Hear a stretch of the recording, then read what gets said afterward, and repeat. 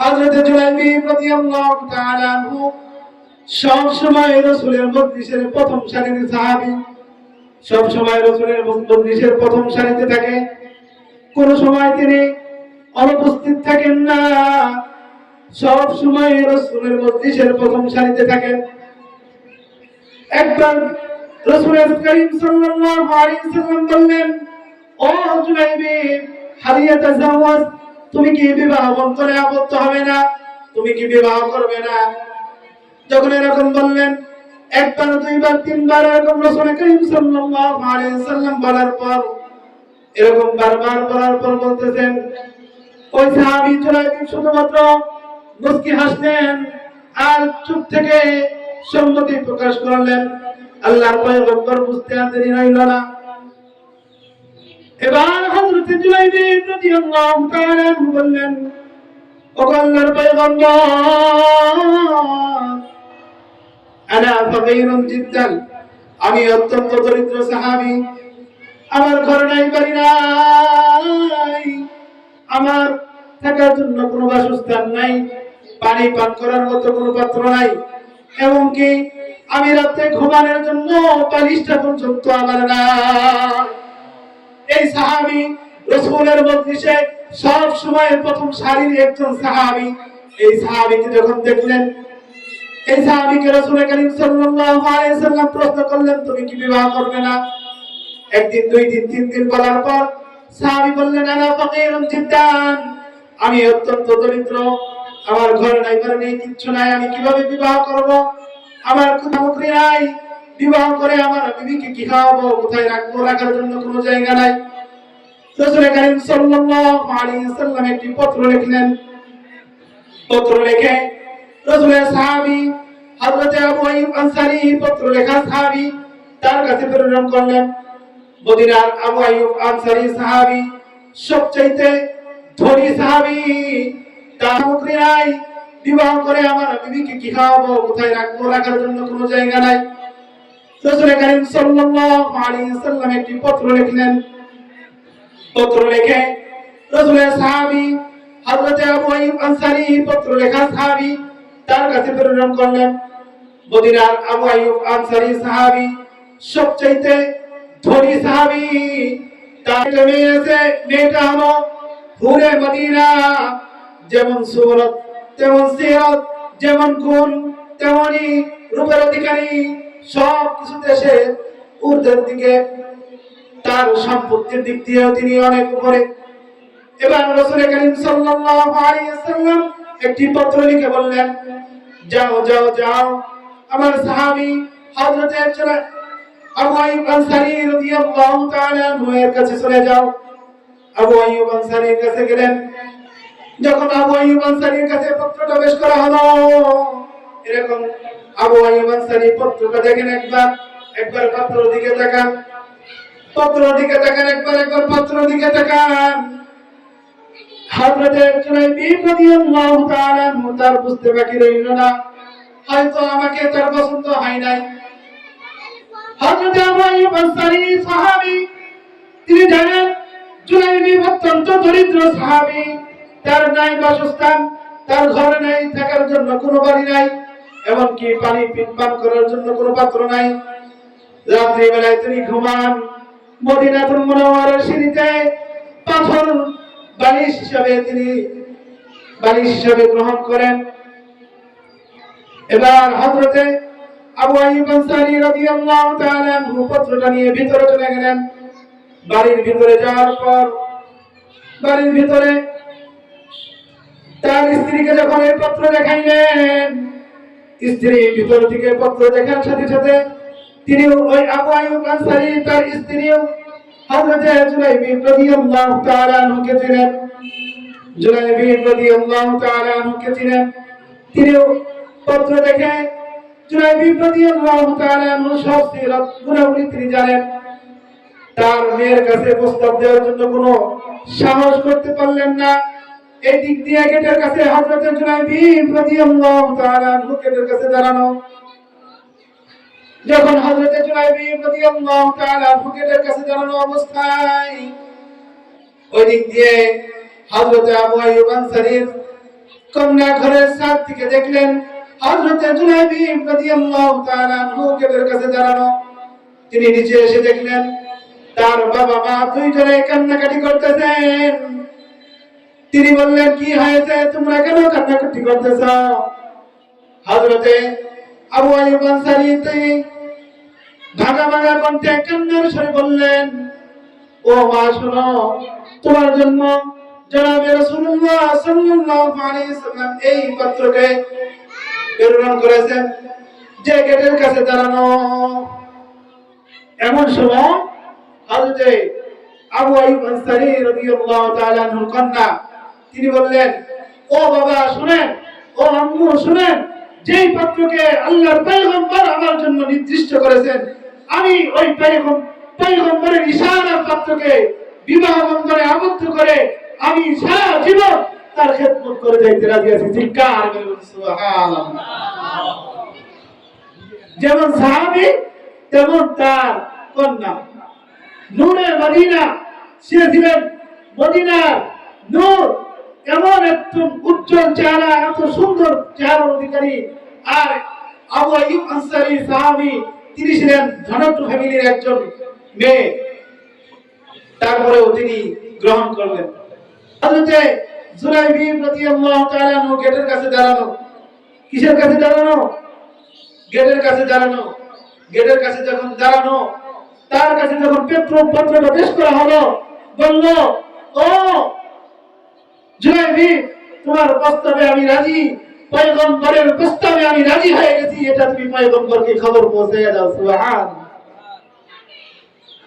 হযরত জুলাইবিব রাদিয়াল্লাহু তাআলা আনহু যখন পত্রটা হাতে বসলেন, পত্রটা নিয়ে তিনি দৌড়াইয়া যাইতেছে। প্রতিমধ্যে তার বন্ধুদের সাথে সাক্ষাৎ। বন্ধুরা বললেন, ও জুলাইবিব, তুমি এত খুশি কেন? জুলাইবিব বললেন, কোনো কথা বলার সুযোগ নাই, আমার নতুন বিবাহ বন্ধনে আবদ্ধ হইতেছি।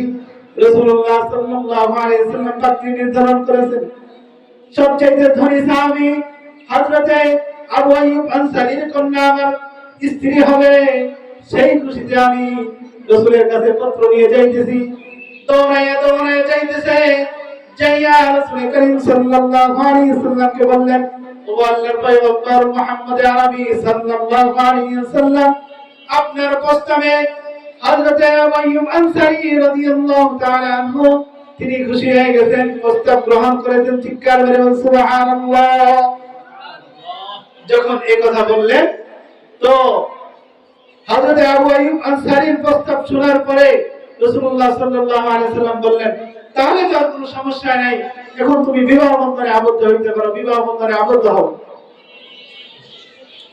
এই কথা বলার পর হযরতে জুলাইবিব রাদিয়াল্লাহু তাআলা বলতেছেন, ও আল্লাহর পয়গম্বর, আমি বিবাহ বন্ধনে আবদ্ধ হব, আমার নাই সম্পদ, আমার কোনো টাকা পয়সা কিচ্ছু নাই, ঘর বাড়ি নাই, কি আমার কোনো সম্পত্তি নাই, আমি কিভাবে বিবাহ বন্ধনে আবদ্ধ হব? এবার রাসূল করিম সাল্লাল্লাহু আলাইহি ওয়াসাল্লাম আরেকটা পত্র লিখলেন।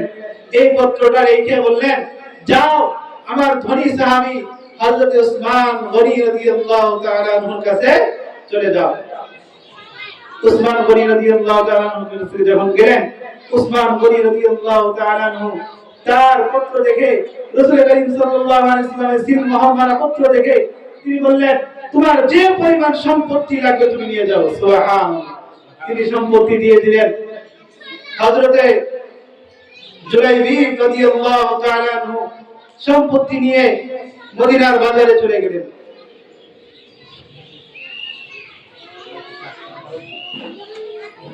মদিনার বাজারে যখন চলে গেছেন,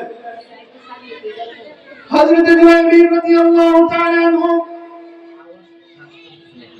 মদিনার বাজারে যাওয়ার পর তিনি ধুমধাম করে বিবাহ বাজার করতেছেন।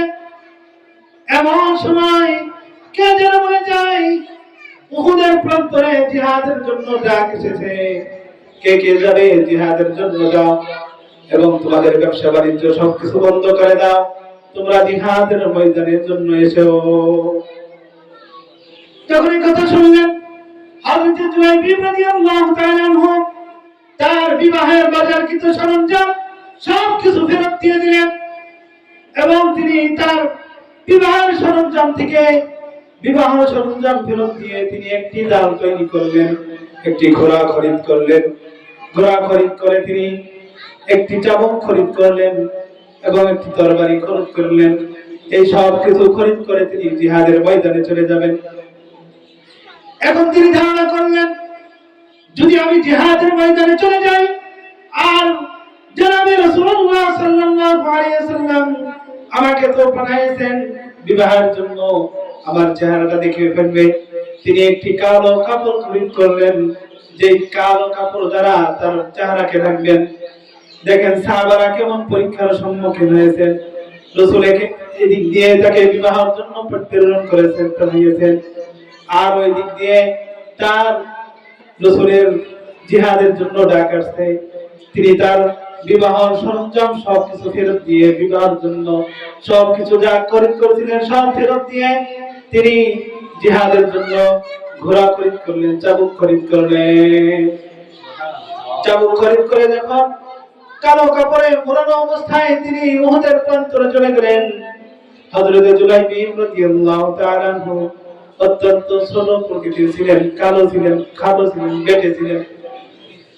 হযরত জুলাইবিব রাদিয়াল্লাহু তাআলা আনহু যুদ্ধ করতেছেন, বাস পাখির মতো উড়ে উড়ে যুদ্ধ করতেছেন।